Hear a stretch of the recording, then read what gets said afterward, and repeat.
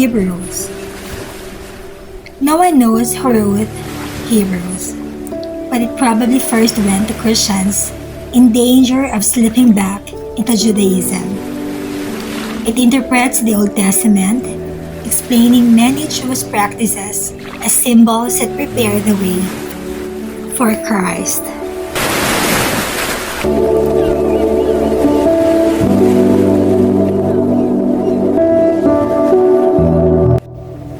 Introduction to the book of Hebrews.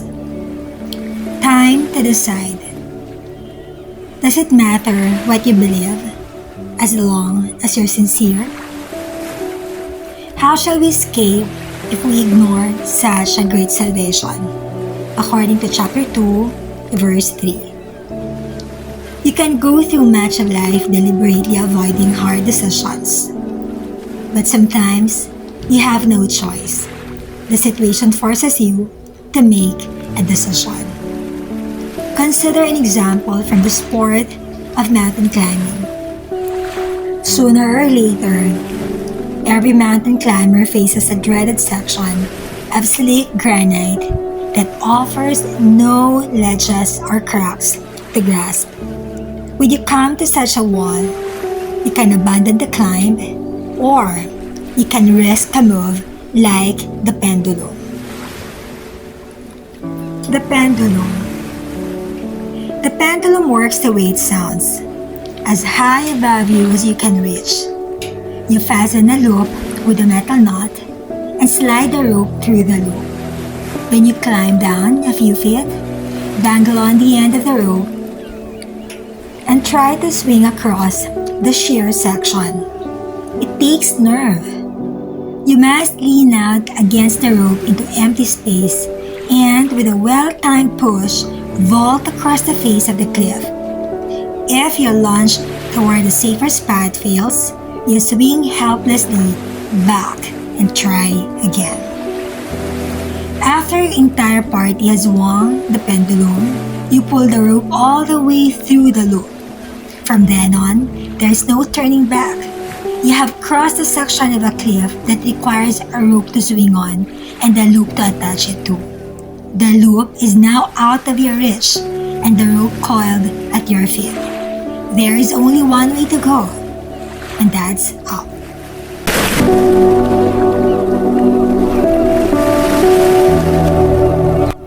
Worth the risk?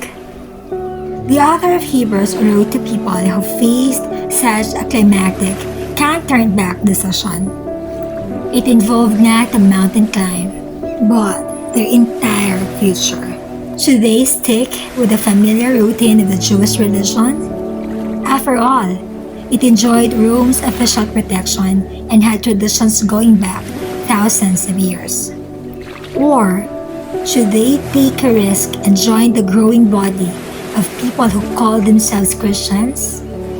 Those readers needed some compelling reasons to choose Christianity. At that time, new converts were being thrown out of Jewish temples, tossed into jail, and even tortured. Was faith in Christ worth the risk? The tug of the old and the fear of the new kept many interested people, especially Jews, teetering on the edge of Christianity.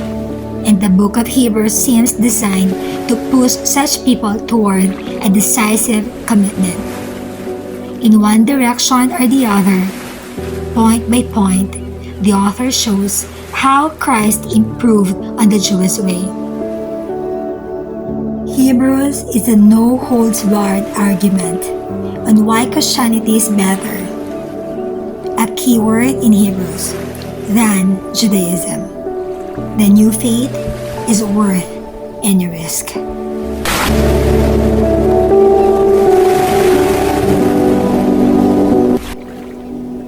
Drawing on the Old Testament. For the sake of Jewish readers, the author painstakingly cites Old Testament passages, more than 80 times in all. He develops the case for Christ like a lawyer, but with the charged emotions befitting the life and death issues involved. All the Hebrews mainly focuses on the Jewish religion, comparing it to Christianity. The book also speaks to our time. Today, people ask, are religions all that different? Isn't the most important thing is to be sincere?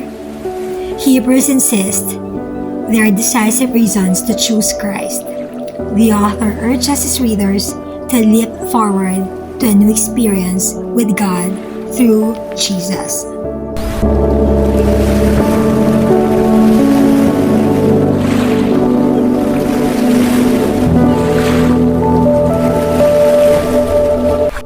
How to read Hebrews?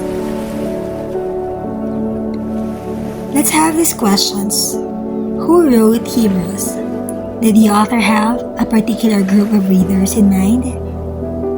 While scholars have debated over these questions for centuries without reaching agreement. But the truth is, no one knows for certain, either the author or the intended audience of Hebrews. Nevertheless, the book does give some information about its first readers. They had heard the gospel through contemporaries of Jesus, according to chapter 2, verse 3, and their conversion had brought on physical persecution, as stated in chapter 10, verses 32 to 34. One fact leaves out: their spiritual state greatly distressed the unidentified author. 5 times in the book of Hebrews, he interrupts a careful line of reasoning to fire off a warning. You may check on chapter 2, verse 1, chapter 3, verse 7, chapter 5, verse 11, chapter 10, verse 26, and chapter 12, verse 25. Hebrews is actually a commentary on the Old Testament. It examines many Jewish customs and shows how Jesus brought about a better covenant to replace many of those laws. While covenant means the same thing as a testament, a firm agreement between God and humanity. Therefore, to fully appreciate Hebrews, you should have some familiarity with such books as Exodus, Leviticus, and Numbers. And as you read, look at the bottom of each page for footnotes, or you may check on your Bible for possible footnotes referring to the Old Testament. If you can't figure out what the text in Hebrews means, try looking back to the original passage. Now, to follow the logic in Hebrews, note each use of the word better. The author compares Jesus Christ to the angels, to Moses, to the priest Aaron, and Melchizedek, and to Abraham.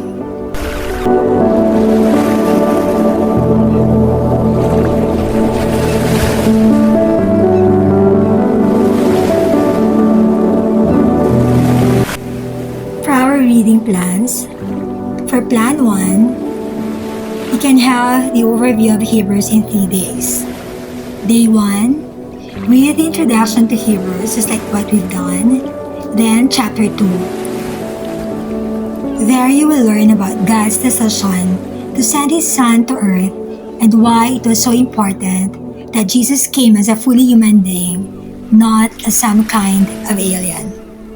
Day 2, Hebrews 11, which lists many Old Testament heroes with a capsule description of how each one demonstrated faith. Now read this famous chapter.